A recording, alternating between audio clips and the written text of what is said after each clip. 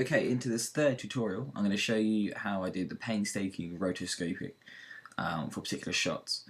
I do have the patience to do such a thing like that though, but after doing it for absolute hours and hours and hours a day, you just tend to lose patience. But the results are so worth it. So as I can show you here we have the composition, and the transition at the beginning shot is Maria, who is the name of the character in the film. She starts off on her bedroom floor, and the camera tracks in ever so slowly into her eye, and without a cut at all, with the same shots, we zoom all the way back out again, and as we zoom out, it ends up back in limbo. Ta-da! The magic trick? Not at all. Just lots of painstaking video effects. The main way that we did this was lots of rotoscoping, as you can see with my mask. It's quite a simple looking kind of thing as well though, but the main thing I had to do was go frame by frame, and I had to literally just fine tune these feathered edges of this mask so I can bring out my background and I can keep my talent in the foreground as separate as possible, whilst creating the illusion that she really is there.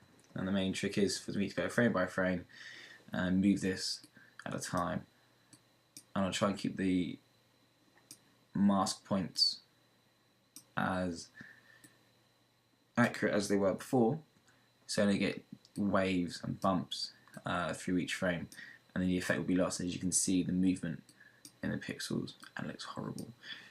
So as we'll go through frame by frame by frame, rotoscoping each an individual frame here, I'm going to try and cut all this out, because that's the cracks on the wall of the green screen which we try to avoid. And same again here, just blow things down a bit more. Don't want to go in too much, I don't want to go out too far. I want to get it just on the edge, feather it out with just enough pixels where we can get a nice smooth matte all around the edge. And this is only a 12-15 clip between the two, but it's very, very painstaking. And as you can see, as we go around, once we play it back and we bring it into action, we can see the mask moves with the talent when you move frame by frame by frame using the auto key. And there you go. And then we can bring that out.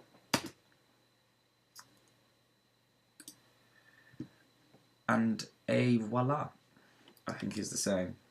Making sure that we can just feather things out ever so slightly. I still want to try to keep that background in as much as possible, whilst keeping a nice feathered edge. That doesn't seem too bad. Maybe less feathering so it don't blend too much. It gives it a kind of washed out look. So look at that.